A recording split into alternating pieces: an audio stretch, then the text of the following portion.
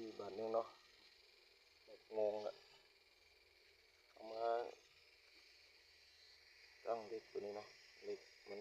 ลมมันแห้งหมด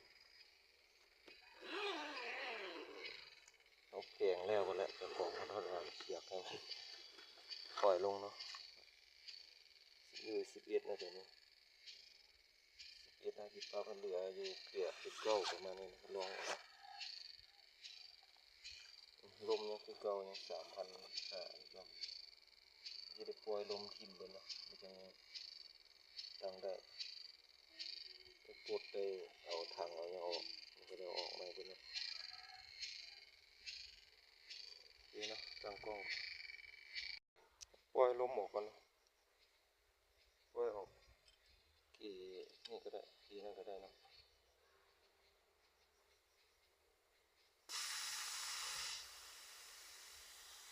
ปล่อยให้เบิด3,500เ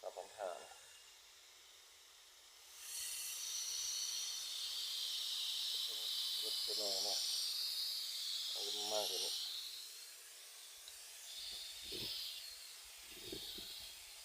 ก็เจี๋ยก่อน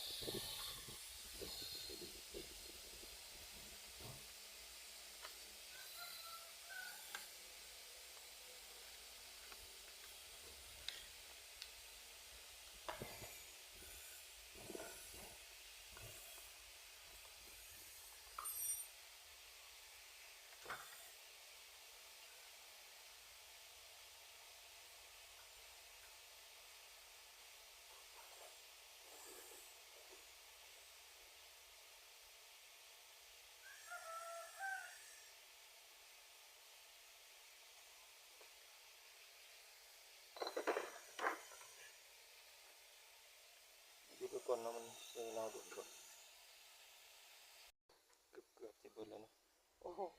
ความเย็นเนาะปล่อยออกน้ำครับน้ำครับ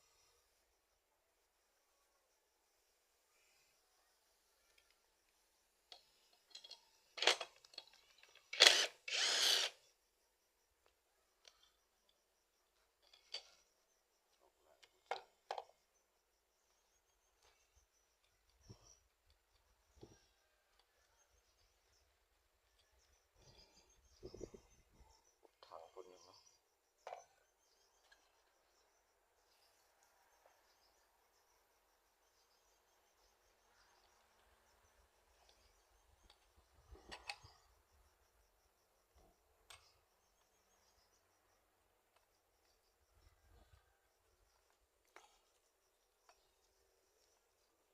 ลมยุ่งคือบ่หลายครับ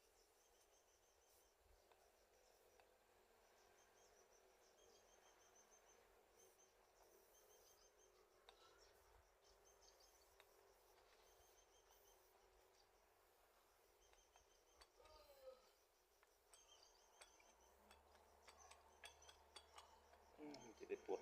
จะให้ออกก่อนบ่จักมันจะขับน้อยนึงได้อยู่ก็จะเป็นประมาณนี้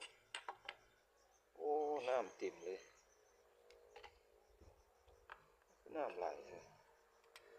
อาจจะเป็นตัวกรองน้ำมันเนาะใส่กรองมันบ่ดี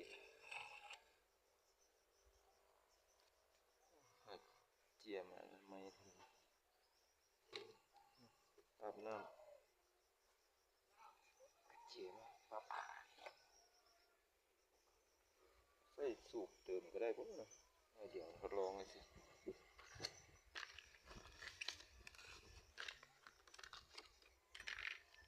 ใส่กระเจี๊ยบเบอร์2เบอร์2อันนี้เนาะ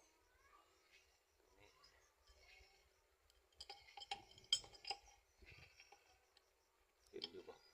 เห็นสิ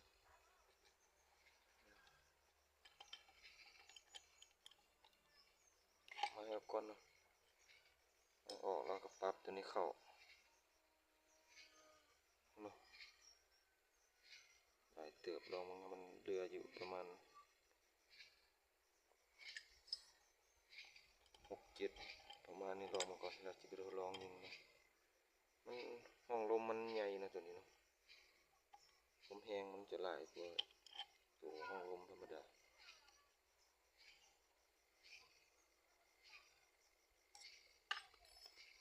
จะค่อยปรับออกเท่าน้อยนะ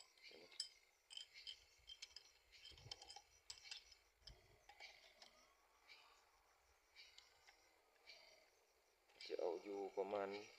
8เนาะ8แล้วก็จะเติมลมใส่แล้วก็ไปทดลองยิงกันกุมมันดีก็โอเคอันก็ได้แล้วก็ตั้งใหม่นะน่าจะโอเคอยู่นะปรับเอาเนาะ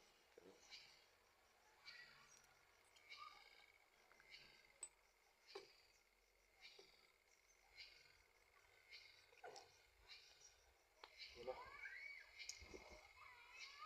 ปั๊มเติมเลยเนาะคานสูบ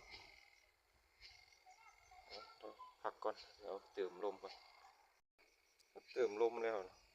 3,000เรืออยู่9เนาะ9นี่จะโอเคป่ะโอ้มันกล่องน้ำนี่น้ำหลายเปลี่ยน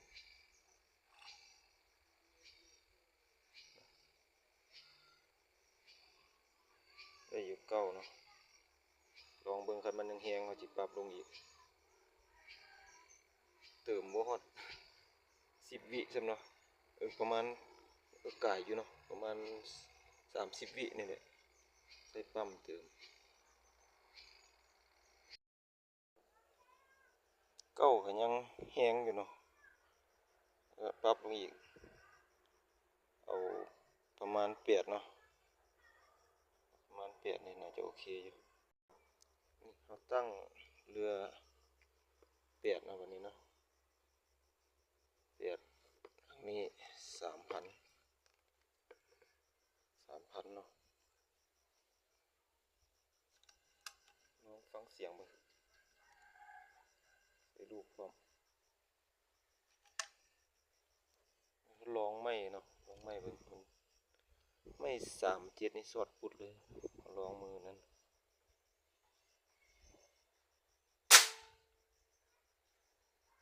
ยังแหงอยู่เนาะ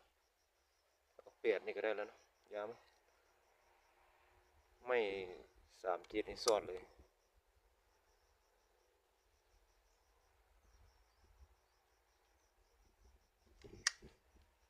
ยิงลมออกเบิดก่อน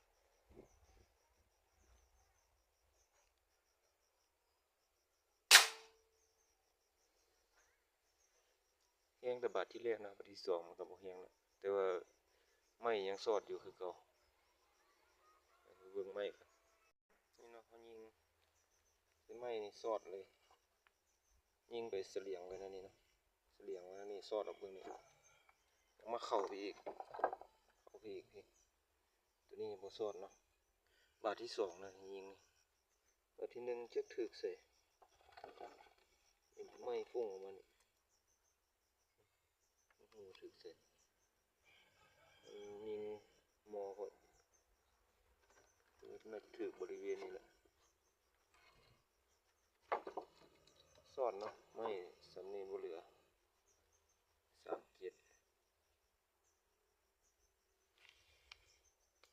โอเคเนาะตั้ง8ก็ได้ละแล้วเห็นห้อยพี่มันถึงพี่มุมนี้มันสอดตัวไหนมาบ่ฮู้เลย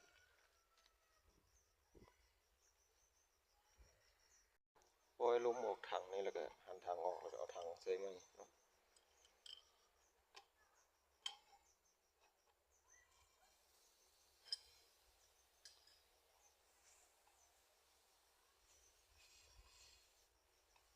มันจะเบิดละข้างน้อยเดียวเนาะ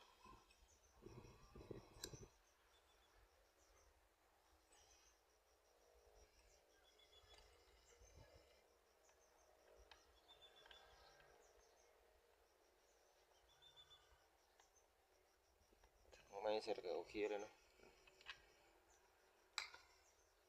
เจียมอนามัยนี่เบิด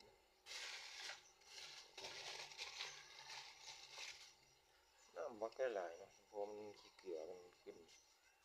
เต็มเลยมันล่าง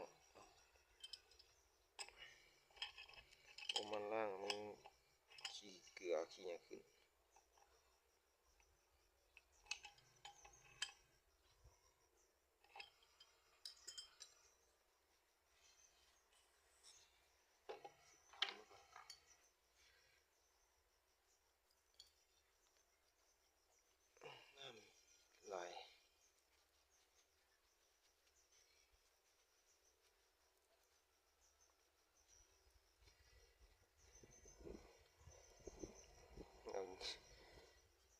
น้ำใส่ในนี่น่าจิแห่งเก็บน้ำหลายเนาะเลยมันออกตลอดมันไม่ยังได้หั่นเฉลยเนาะตัวนี้ออกมาก่อน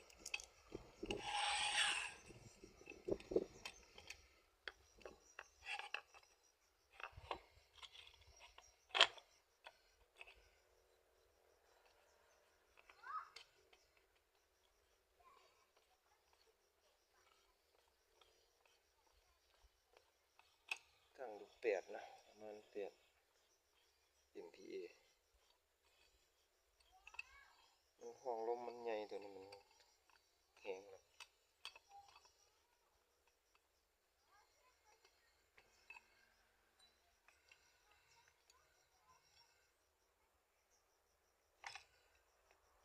โอเค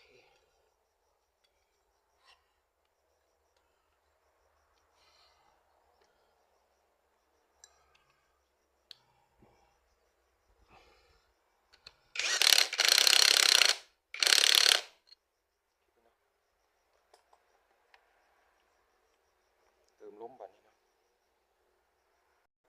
เติม 3,000 ระยะ3,500 ระยะ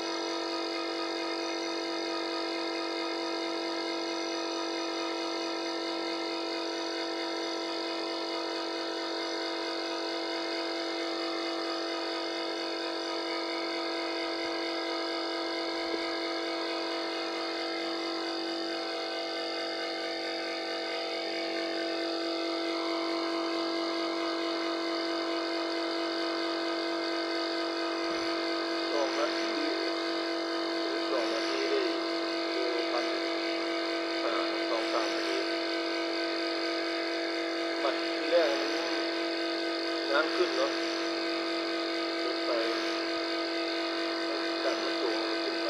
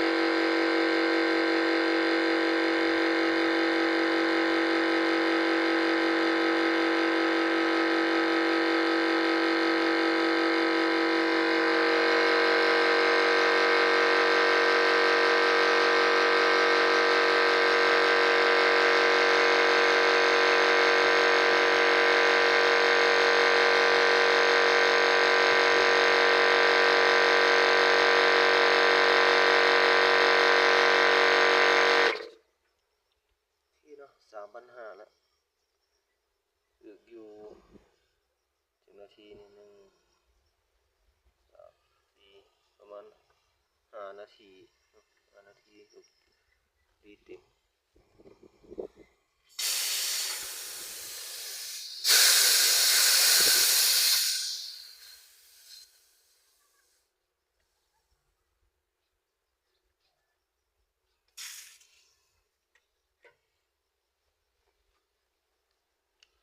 ปล่อยต้องปล่อยลมไม่ออกเบิดเนาะคันลมบ่ออกเบิดนี่มันใส่กล่องตัวนี้มันจะปึดออกมาพี่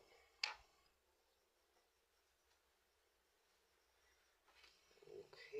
เบิ่งด้านนี้เนาะ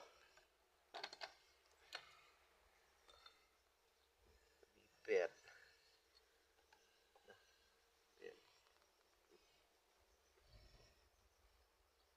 จะไปทดสอบกลุ่มเนาะบัดนี้เนาะบ่เบิ่งก็ได้แหละเนาะเอาสำนี้ซะมันใช้เวลาโดนเติบแล้ว